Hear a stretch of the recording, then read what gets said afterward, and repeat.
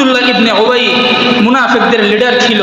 আল্লাহর নবীর কাছে আসলে বুঝাইতো আমি আপনার পক্ষে আছি, আবার আবু জাহালের কাছে গেলে বুঝাইতো আবু জাহাল আমি আপনার পক্ষে আছি। এই ধরনের একজন ব্যক্তি আব্দুল্লাহ ইবনে উবাই সকল মুনাফিকদের লিডার ছিল। ওনার অনেক ইতিহাস, যাহা হোক সময় কম, অল্প সময়ের মধ্যে তার ইন্তেকালের সময় কি হয়েছে সেই বিষয়টা আলোচনা করব। এই আব্দুল্লাহ ইবনে উবাই পাক্কা মুনাফিক, কিন্তু ওনার সন্তান আব্দুল্লাহ উনি একজন পাক্কা ঈমানওয়ালা মুসলমান, আল্লাহর নবীর পয়গম্বরে আরবের সাহাবী হযরত আব্দুল্লাহ রাদিয়াল্লাহু তাআলা আনহু।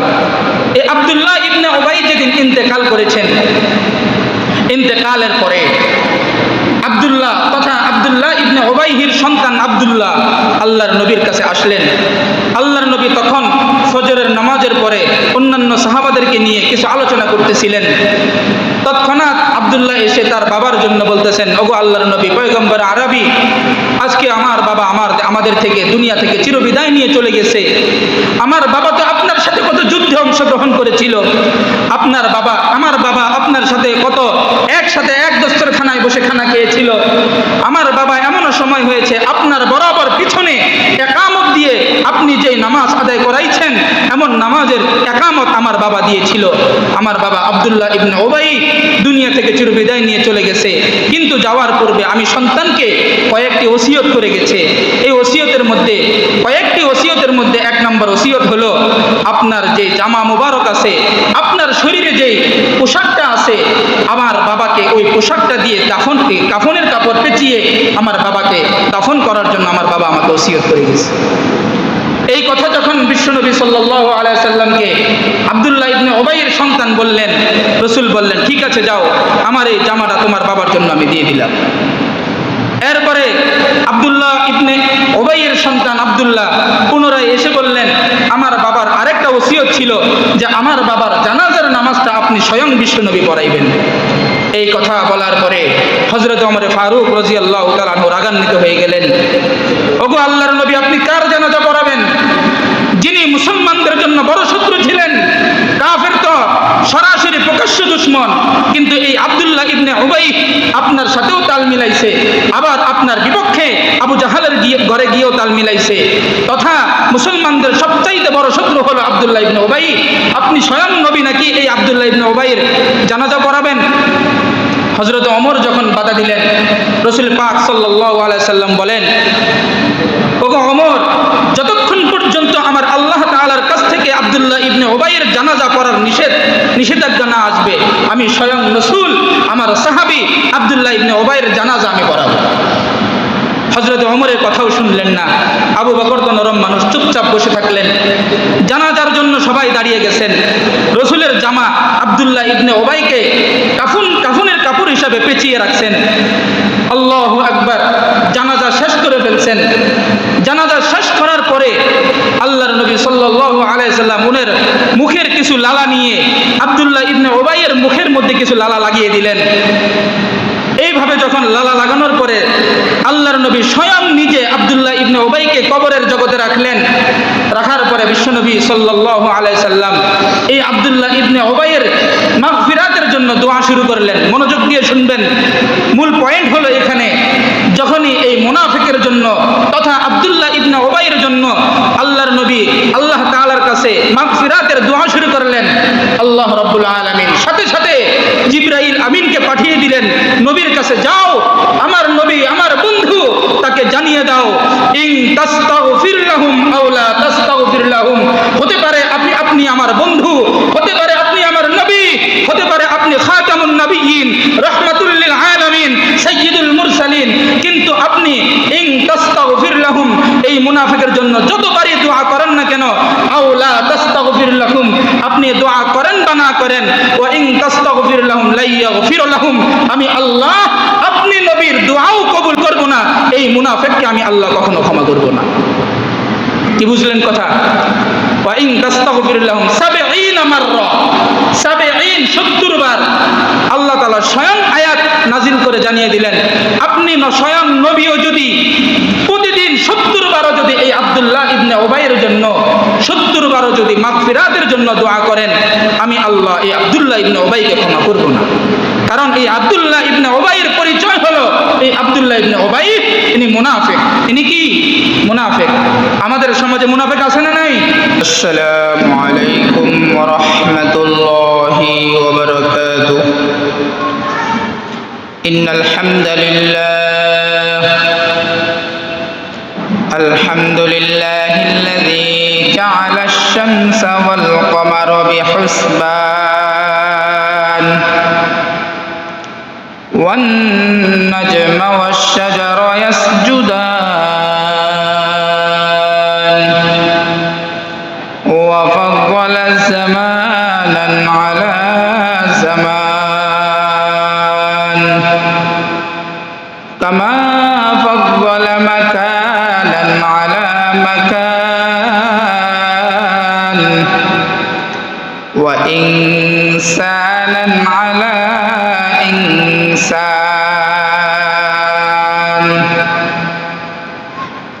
ওয়া নাশহাদু আল লা ইলাহা ইল্লাল্লাহু ওয়াহদাহু লা শারীকা লাহু ونشهد أن سيدنا وسندنا وحبيبنا وطبيب قلوبنا ومولانا محمدا عبده ورسوله صلى الله تعالى عليه وعلى آله وأصحابه وبارك وسلم تسليما كثيرا كثيرا أما بعد فقد قال الله تعالى في شان كلامه المجيد وفي فرقانه الحميد أعوذ بالله من الشيطان الرجيم بسم الله الرحمن الرحيم إن المنافقين في الدرك الأسفل من النار ولن تجد لهم نصيرا قال رسول الله صلى الله عليه وسلم منافق العلامات ثلاثة أول إذا حدث كذبا وإذا وعد أخلفا وإذا اؤتمن أخلفا أو كما قال عليه الصلاة والسلام إن الله وملائكته يصلون على النبي يا أيها الذين آمنوا صلوا عليه وسلموا تسليما اللهم صل على محمد وعلى آل محمد كما صليت على إبراهيم وعلى آل إبراهيم إنك حميد مجيد الحمد لله ثم الحمد لله যে মহান আল্লাহ রাব্বুল আলামিন আমাদেরকে পবিত্র জুমার দিন জুমার নামাজ আদায় করার উদ্দেশ্যে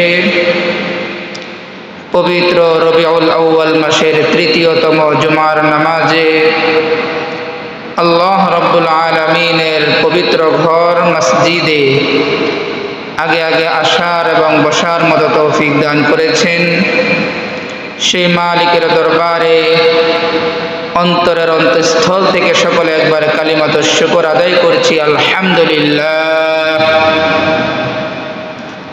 আল্লাহ তাআলার নিয়ামতের শুকরিয়া আদায় করলে মুমিনের অন্তর প্রশান্তি লাভ করে।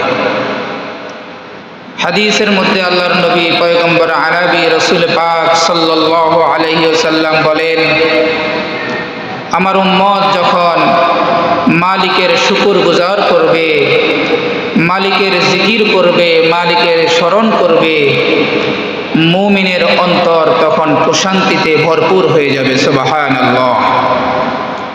বোঝা গেল মুসলমান মুমিন হওয়ার আলামত হলো মালিকের ডাকে সাড়া দিলে, মালিককে স্মরণ করলে মুমিন অন্তরে প্রশান্তি লাভ করে। এটাই প্রকৃত মুমিনের আলামত। সুবহানাল্লাহ। এই জন্য আমরা সর্বদা সর্বহালতে সুখে কিংবা দুঃখে, ভালো কিংবা মন্দে, দিনে কিংবা রাতে, যখন যে অবস্থাতেই থাকি না কেন শুকরিয়া জ্ঞাপন করব কার? কথা বলেন, শুকরিয়া জ্ঞাপন করব কার? আল্লাহ রাব্বুল আলামিনের অফুরন্ত নিয়ামত দিয়ে যে মালিক আমাকে আপনাকে দুনিয়ায় প্রেরণ করেছেন, সেই মালিকের দরবারে আমরা শুকরিয়া করতে রাজি আছি তো ইনশাআল্লাহ।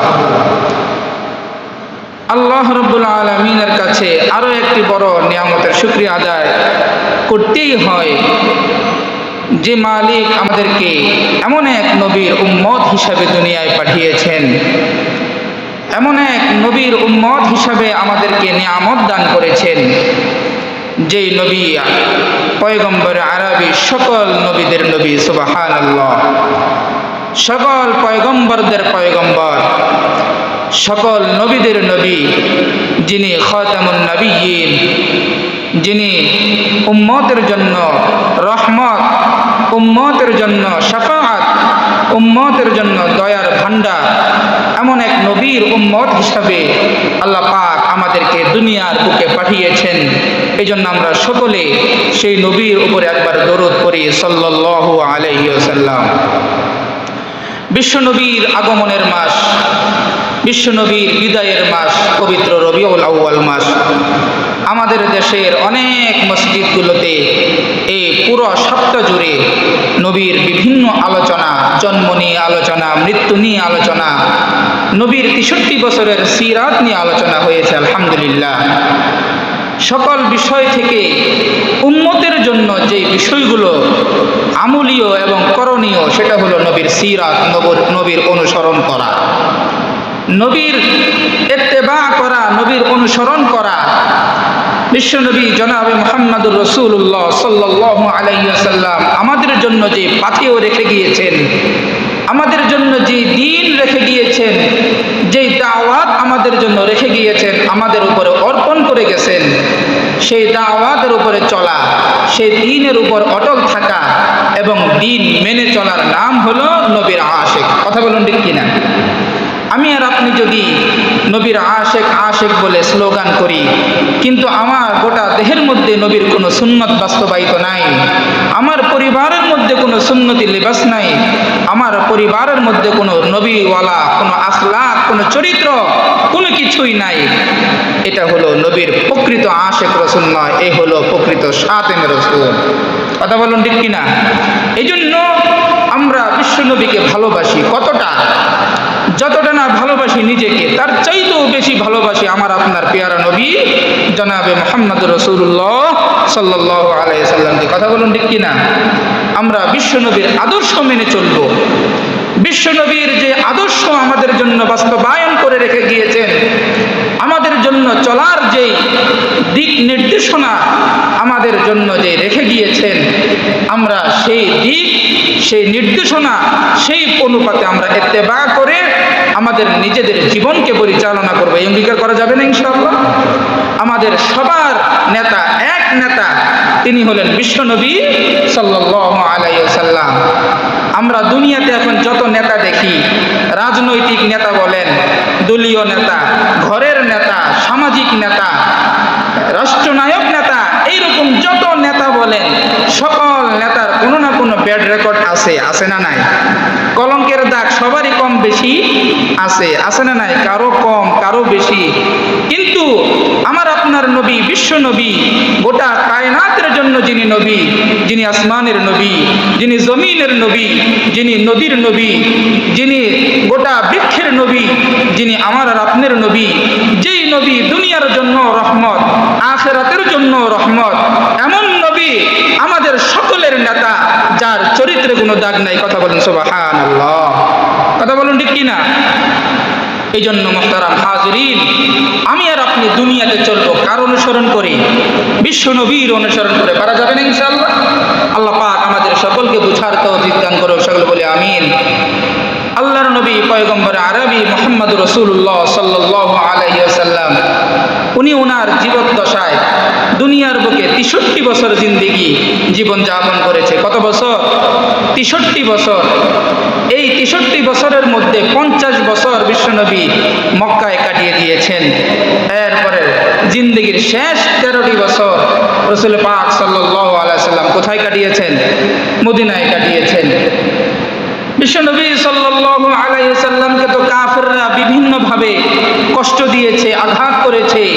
তায়েফের ময়দানে যখন দ্বীনের দাওয়াত দেওয়ার জন্য গিয়েছিলেন, তখন নানানভাবে তায়েফবাসীরা আমার আর আপনার নবী, কায়নাতের নবীকে এমনভাবে আঘাত করেছে যে আঘাতের চিহ্ন আল্লাহর নবী পয়গম্বর আরবি হাসরের ময়দানেও তার পিঠের চাদরখানা সরিয়ে উম্মতদেরকে দেখাবে, উম্মত দেখো, এই দ্বীনের দাওয়াত পৌঁছাইতে গিয়া, তোমাদেরকে দ্বীন বুঝাইতে গিয়া আমি তায়েফের ময়দানে আল্লাহর নবী হওয়া সত্ত্বেও তায়েফবাসীরা আমাকে এমন আঘাত করেছে যে আঘাতের চিহ্ন আজ পর্যন্ত আমার দেহ থেকে যায় নাই। আজকে আমার উম্মত তোমরা হাসরের ময়দানে আমার সামনে উপস্থিত, কারো আমলনামার মধ্যে ফজর নাই, কারো আমলনামার মধ্যে জোহর নাই, কারো আমলনামার মধ্যে আসর নাই, কারো আমলনামার মধ্যে মাগরিব নাই, কারো আমলনামার মধ্যে এশা নাই, কারো আমলনামার মধ্যে তাহাজ্জুদ নাই, কারো আমলনামার মধ্যে ইশরাক নাই, কারো আমলনামার মধ্যে চাশত নাই, কারো আমলনামার মধ্যে আওয়াবিন নাই, কারো আমলনামার মধ্যে যাকাত নাই, কারো আমলনামার মধ্যে হজ ফরজ হওয়া সত্ত্বেও হজ নাই। এমন অবস্থাতে আজকে উম্মত আমার সামনে তুমি উপস্থিত হয়েছো, কি নিয়ে আল্লাহর কাছে আমি তোমার জন্য সুপারিশ করব বলো? রাসূল বলবেন এইভাবে, উম্মতের জন্য এইভাবে আল্লাহর নবী হাসরের ময়দানে এইভাবে মনের ভিতরে ব্যথা নিয়ে আমার আর আপনার জন্য আল্লাহর নবী হাসরের ময়দানে এইভাবে বলবে। মুহতারাম হাজিরিন, এমন নবী, যে নবীর আগমনে গোটা বিশ্ব খুশি হয়েছিল, যে নবীর আগমনে পাহাড় পর্বত নদী নালা বৃক্ষ আসমান জমিন গোটা কায়নাত আনন্দে মুখরিত হয়েছিল, এমন নবীকে পাওয়া সত্ত্বেও যদি আমাদের বদনসিব হয়, এমন নবীকে পাওয়া সত্ত্বেও যদি আমার আর আপনার শেষ ঠিকানা জাহান্নাম হয়, তাহলে আমার আর আপনার চাইতে পুরা কপাল আর কেহ নাই। কথা বলুন ঠিক কিনা? এমন নবীর পাওয়া সত্ত্বেও, যেই নবীর আখলাক সম্পর্কে ঈসা নবী জানার পরে, যেই নবীর উম্মতের মর্যাদা সম্বন্ধে জানার পরে ঈসা নবী সাল্লাল্লাহু আলাইহি ওয়াসাল্লাম আল্লাহ তাআলার কাছে আবেদন করলেন, ইয়া আল্লাহ, আপনার শেষ বন্ধু বিশ্ব নবী, ওনার উম্মতের যত এত দাম, আমি নবী হতে চাই না, আমাকে আপনি দুনিয়া থেকে নিয়ে যান, পুনরায় একদিন আপনার শেষ বন্ধু বিশ্ব নবীর উম্মত হিসাবে আবার দুনিয়ায় পাঠিয়েন। সুবহানাল্লাহ। এমন নবীর উম্মত হওয়ার পরেও যদি আমার আর আপনার জন্য হাসরের ময়দানে আল্লাহর নবী পয়গম্বর আরবি ব্যথা প্রকাশ করে, দুঃখিত হয়, তাহলে আমাদের কত বদনসিব। কথা বলুন ঠিক কিনা? এই নবীকে যারা সর্বোচ্চ কষ্ট দিয়েছে, বেঈমানরা যে পরিমাণ কষ্ট দিয়েছে, তার চাইতে বেশি কষ্ট দিয়েছে মুনাফিকেরা। কথা বলেন কারা? নবীর দলে থেকে, নবীর সাহাবা হওয়া সত্ত্বেও অনেক নবীর সাহাবারা এমন ছিল যাদের কলবের মধ্যে ছিল নবীর ভালোবাসা, যাদের বহিঃপ্রকাশ করত নবীর প্রতি ভালোবাসা, কিন্তু তাদের কলবের মধ্যে ছিল নবীর ভালোবাসার উল্টা, বরং তারা তাদের কলব থেকে রসুলকে ভালোবাসতো না। তারা উপরে উপরে দেখাইতো নবী আপনাকে ভালোবাসি, কিন্তু কলব থেকে রসুলকে কি করত? ঘৃণা করত। যারা, এদের নাম হলো মুনাফিক। এরা কারা? এরাই হলো মুনাফিক। আমাদের দেশে এই রকমের মুনাফিক আছে না নাই? কথা বলেন আছে না নাই? মুনাফেক খুব ভয়ঙ্কর এক বিষয়। মুনাফেকদের কথা আল্লাহ রব্বুল আলামিন স্বয়ং নিজেই কোরআনের আয়াত দ্বারা এমনভাবে ধমকি দিয়েছেন, এই কথা জানার পরেও যারা মুনাফিকের লিস্টে থাকবে তাদের মতো বদনসিব আর কেউ নাই। একদা বিশ্বনবী সাল্লাল্লাহু আলাইহি ওয়াসাল্লামের ইন্তেকালের পরে আল্লাহর নবী সাল্লাল্লাহু আলাইহি ওয়াসাল্লাম ওনার জীবদ্দশায় হযরতে হুযায়ফা রাদিয়াল্লাহু তাআলা আনহুর কাছে তার জামানায় কারা কারা মুনাফিক ছিল এই মুনাফিকদের একটা লিস্ট করে হযরতে হুযায়ফার কাছে রেখে গিয়েছিলেন। এই সংবাদ যখন হযরতে ওমর ফারুক রাদিয়াল্লাহু তাআলা আনহু জানলেন যে আল্লাহর নবী ওনার জীবদ্দশায় মুনাফিকদের একটা তালিকা করে, মুনাফিকদের একটা লিস্ট করে এই লিস্ট হযরতে হুযায়ফার কাছে দিয়ে গিয়েছেন, হযরতে ওমর ফারুক রাদিয়াল্লাহু তাআলা আনহু হুযায়ফার কাছে গেলেন।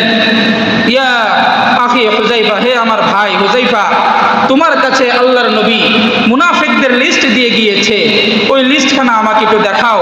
আমি ওমর দেখতে চাই, না জানি আমার কোনো বদ আমলের কারণে, না জানি আমার কোনো ব্যবহারে মুনাফিক হয়ে গেলাম কিনা, না জানি আল্লাহর নবী পয়গম্বর আরবি আমার নামটাও কোনো মুনাফিকের লিস্টের মধ্যে লিখলো কিনা। কে বলছেন এই কথা? কথা বলেন, কে কথা বলতেছে? তখন হযরত ওমর ফারুক রাদিয়াল্লাহু তাআলা আনহু, যার জীবিত অবস্থাতেই আল্লাহর নবী, যার ব্যাপারে আল্লাহ তাআলার ঘোষণাপ্রাপ্ত জান্নাতের ঘোষণাপ্রাপ্ত একজন সাহাবী হযরত ওমর ফারুক রাদিয়াল্লাহু তাআলা আনহু, তিনি বলতেছেন, ভাই হুযায়ফা, তুমি আমাকে মুনাফিকদের লিস্টটা দেখাও, না জানি আমার কোনো বদ আমলের কারণে আমার নামটাও মুনাফিকের লিস্টে উঠে গেল কিনা আমি দেখতে চাই। হযরতে হুযায়ফা দেখাইলেন না, চলে গেলেন বাড়িতে। হযরত ওমর ফারুক রাদিয়াল্লাহু তাআলা আনহু রাত্রিবেলায় ঘুম আসতেছে না, একবার এপাশ হয় আরেকবার ওপাশ হয়, এভাবে ঘুম আসে না, চিন্তিত পেরেশানি, আমার নামটা না জানি মুনাফিকদের লিস্টে চলে আসলো কিনা, এই চিন্তায় ঘুম আসতেছে না। কিতাবের মধ্যে আমরা পড়েছি তৎক্ষণাৎ ওই সময় ঝিরিঝিরি বৃষ্টি হচ্ছিল, হযরত ওমর ফারুক রাদিয়াল্লাহু তাআলা আনহু ঘুমাতে পারতেছিল না। ঘুম থেকে উঠে এই বৃষ্টির মধ্যে ভিজে ভিজে হযরতে হুযায়ফা রাদিয়াল্লাহু তাআলা আনহুর বাড়িতে চলে গেলেন।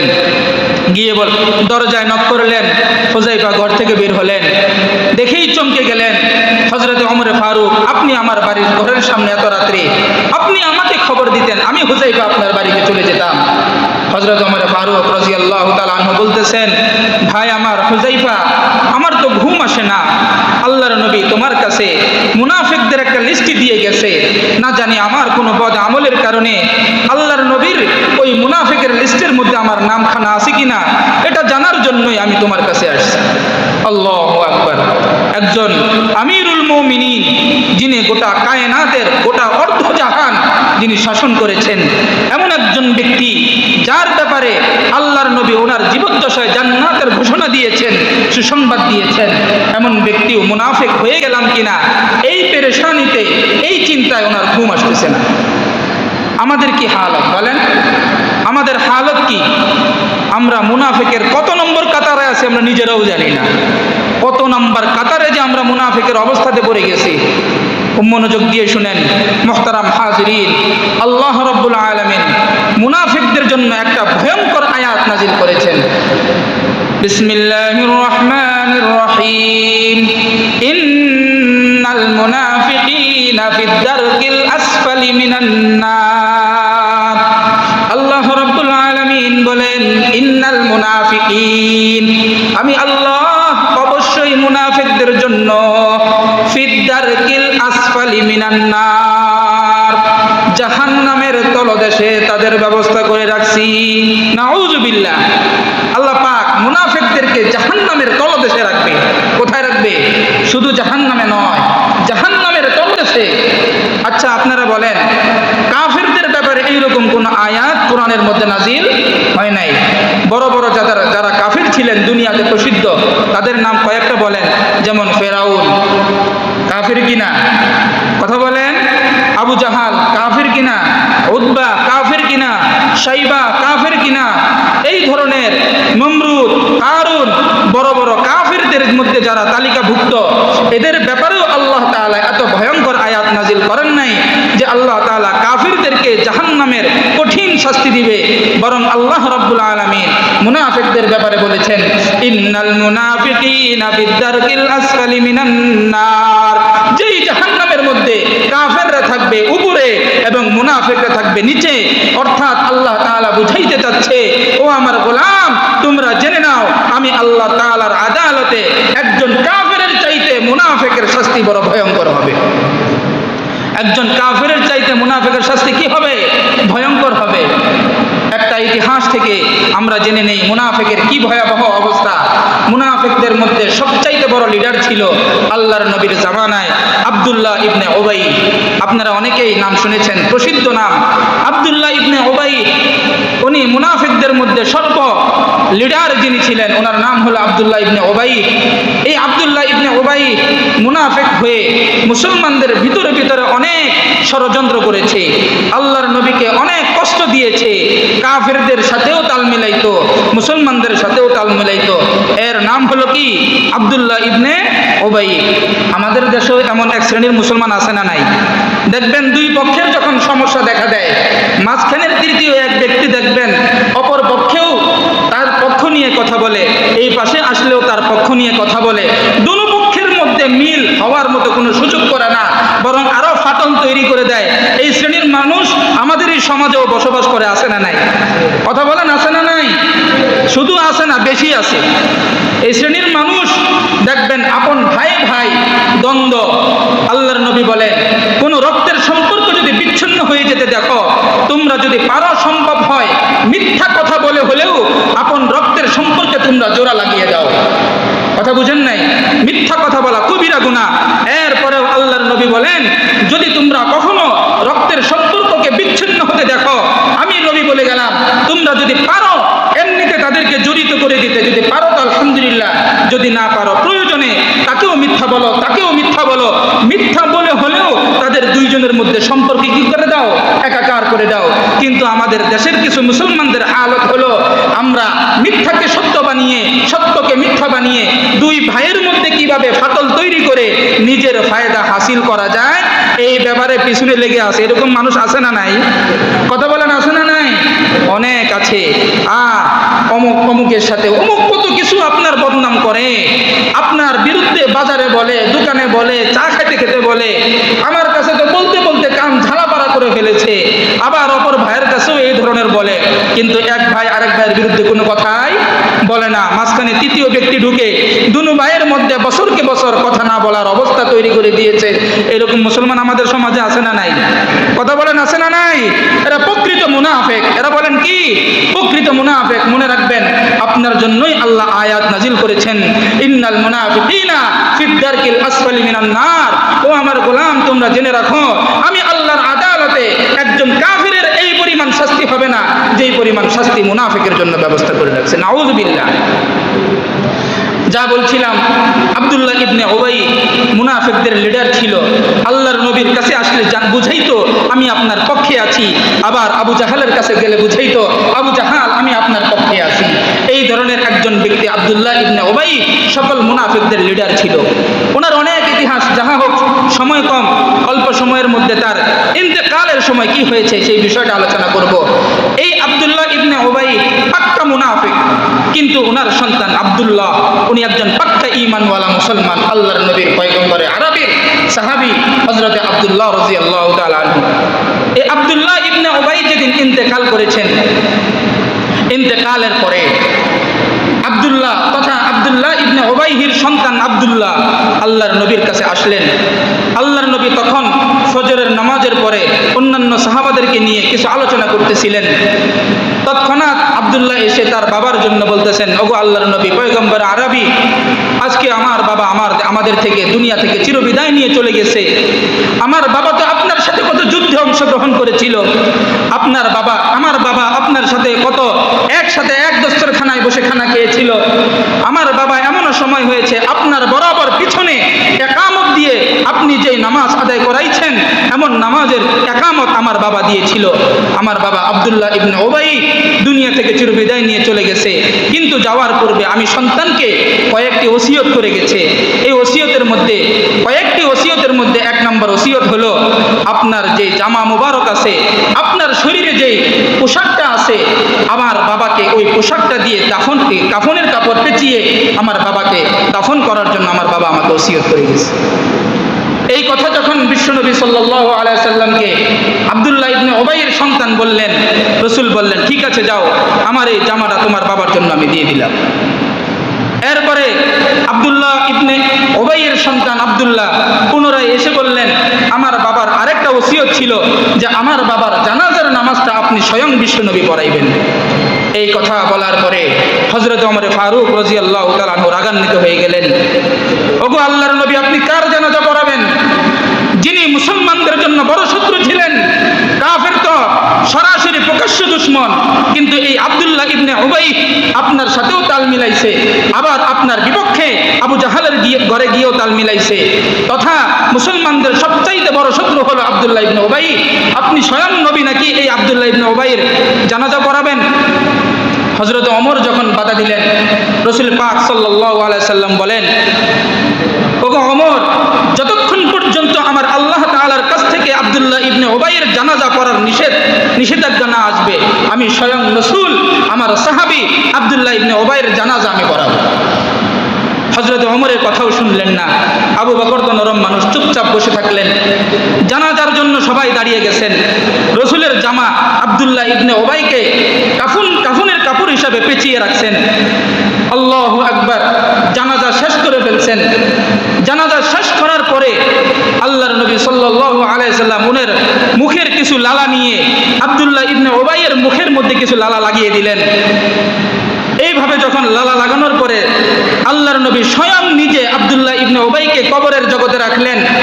রাখার পরে বিশ্বনবী সাল্লাল্লাহু আলাইহি সাল্লাম এই আব্দুল্লাহ ইবনে উবাইয়ের মাগফিরাতের জন্য দোয়া শুরু করলেন। মনোযোগ দিয়ে শুনবেন, মূল পয়েন্ট হলো এখানে, যখনই এই মুনাফিকের জন্য তথা আব্দুল্লাহ ইবনে উবাইয়ের জন্য আল্লাহর নবী আল্লাহ তাআলার কাছে মাগফিরাতের দোয়া শুরু করলেন, আল্লাহ রাব্বুল আলামিন সাথে সাথে জিবরাইল আমিনকে পাঠিয়ে দিলেন, নবীর কাছে যাও, আমার নবী আমার বন্ধু, তাকে জানিয়ে দাও, ইন তাস্তাগফির লাহুম আও লা তাস্তাগফির লাহুম, হতে পারে আপনি আমার বন্ধু, হতে পারে আপনি আমার নবী, হতে পারে আপনি খাতামুন নবিয়্যিন, রাহমাতুল লিল আলামিন, সাইয়্যিদুল মুরসালিন, কিন্তু আপনি ইন তাস্তাগফির লাহুম, এই মুনাফিকের জন্য যতবারই দোয়া করেন না কেন, আও লা তাস্তাগফির লাহুম, আপনি দোয়া করেন বা না করেন, ওয়া ইন তাস্তাগফির লাহুম লা ইয়াগফির লাহুম, আমি আল্লাহ আপনি নবীর দোয়াও কবুল করব না, এই মুনাফিককে আমি আল্লাহ কখনো ক্ষমা করব না।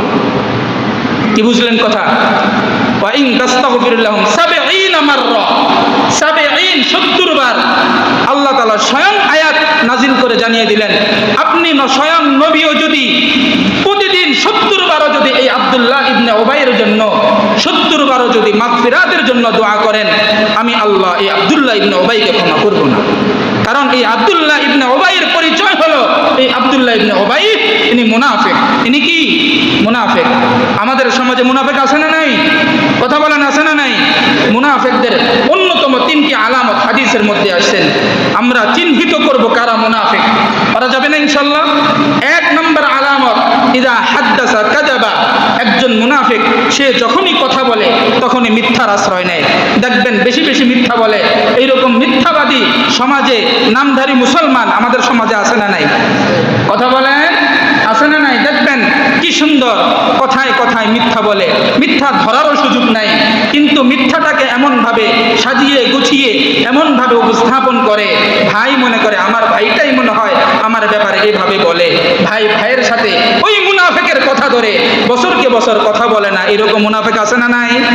বলেন, আছে না নাই? এই মুনাফিকের 1 নম্বর আলামত হলো সে কথায় কথায় কি বলবে? মিথ্যা বলবে। 2 নম্বর মুনাফিকের আলামত হলো মুনাফিক যখন ওয়াদা করবে ওয়াদাকে ঠিক রাখতে পারবে না, ওয়াদা ভঙ্গ করবে। আমাদের দেশে এরকম মুসলমান আছে না নাই? ওয়াদা দেয় কিন্তু ওয়াদা রাখে না। হুজুর আর নামাজ ছাড়বো না ইনশাআল্লাহ। এই দেখা গেছে মসজিদের পাশ থেকে চলে গেছে, নামাজও পড়ে নাই। এরকম ওয়াদাকারী মুসলমান আছে না নাই? কথা বলেন, আছে না নাই? হুজুর আর সিগারেট খাবো না, শেষ, এবারে তাবলিগ জামাতে গেছি, আর সম্ভব না। আল্লাহর কাছে ইস্তেগফার কইরা তওবা তিল্লা কইরা সব একেবারে হাউজে কাউসারের পানি দিয়া শরীর পবিত্র কইরা জমজম পানি দিয়া গোসল কইরা আসছি। আর হুজুর এই বিড়ি এইটারে দুই ঠোঁটের মাঝখানে ঢুকাবো না, এরপরেও দেখবেন দোকানের সিপাহী হাতে লাল বাতি জ্বালায়, আছে না নাই? কথা বলেন, আছে না নাই? এই মুনাফিকের আলামত, ওয়াদা করার পরে ওয়াদা কি করতে পারে না, রক্ষা করতে পারে না। 3 নাম্বার সবচাইতে ভালো আমাদের সমাজে বর্তমান যে বিষয়টা প্রচলিত, আমানত খেয়ানতকারী। আমানত কিকারী? দেখবেন বড় ভাই মারা গেছে, বড় ভাই মারা যাওয়ার আগে ছোট ভাইয়ের কাছে নিজের সম্পত্তি আমানত রেখে গেছে যে আমার সন্তানদেরকে তুমি আমার সন্তানের হকগুলি ভালোভাবে বুঝিয়ে দিও। কিন্তু এমনও চাচা আছে ভাতিজার হকগুলো ভাতিজাকে না বুঝাইয়া চাচা সব দখল করে খায়। এরকম আমানত খেয়ানতকারী চাচা আমাদের দেশে আছে না নাই? এটা তো একটা উদাহরণ দিলাম। এইরকম অনেক আমানত খেয়ানত করে জীবিকা নির্বাহ করছে এমন ব্যক্তি আমাদের সমাজে আছে না নাই? মুহতারাম হাজিরিন, কথাগুলো বলার উদ্দেশ্য মুনাফিকের ব্যাপারে আল্লাহ রাব্বুল আলামিন যেমন ভয়ঙ্কর আয়াত নাজিল করেছে, আল্লাহর নবী পয়গম্বর আরবিও খুব কঠিন ভাষায় তাদের জন্য জাহান্নামের কথা বলেছেন। এই জন্য আমরা এই 3 বিষয় থেকে 1 নাম্বার মিথ্যা বলবো, কথা বলেন, মিথ্যা বলবো না। ওয়াদা করলে ওয়াদা খেলাফ করব না। আমানতদার হলে আমানতের খেয়ানত করব না। এই 3 খেয়ানত থেকে আল্লাহ পাক আমাদের সকলকে হেফাজত করে। সকল বলে আমিন। ওয়া আখিরু দাওয়ানা আলহামদুলিল্লাহি রাব্বিল আলামিন।